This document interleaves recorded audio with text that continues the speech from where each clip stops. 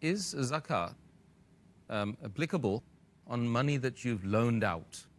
As far as money that is lent, anything lent, whether it is gold that is given on loan, or silver, or money, or currency, the person who owns that, he has to pay zakat on it. Though I know that the one you have lent to, but natural, without any riba, without interest, that's haram in Islam.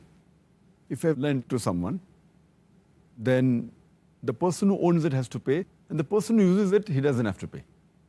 And you have to calculate it. For example,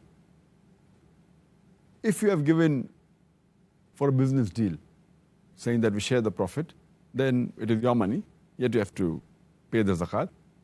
There are two types of loan that are given. One is secured loan and the other is unsecured loan.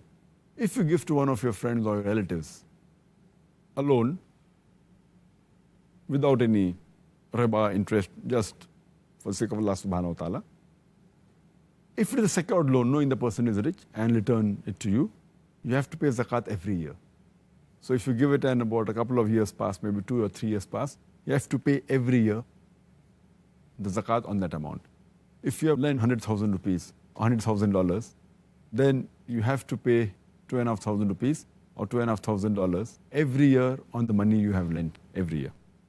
If you do not have the money you have lent is all that you had and you cannot pay zakat, then when it comes back to you, if it comes back to you after 3 years, then you have to pay for the 3 years. That is 3 into 2.5, you have to pay 7.5%.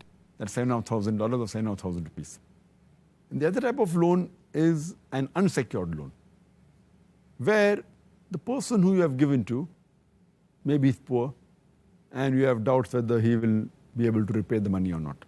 If it is unsecured loan, and if you feel that you may not receive the loan you have given, so if you don't want to pay, you need not pay every year.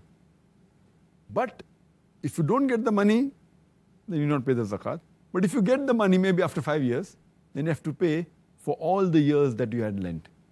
So if you have paid for 5 years, 5 into 2.5, that becomes 12.5%. So you pay 12,500 rupees or $12,500 on that amount.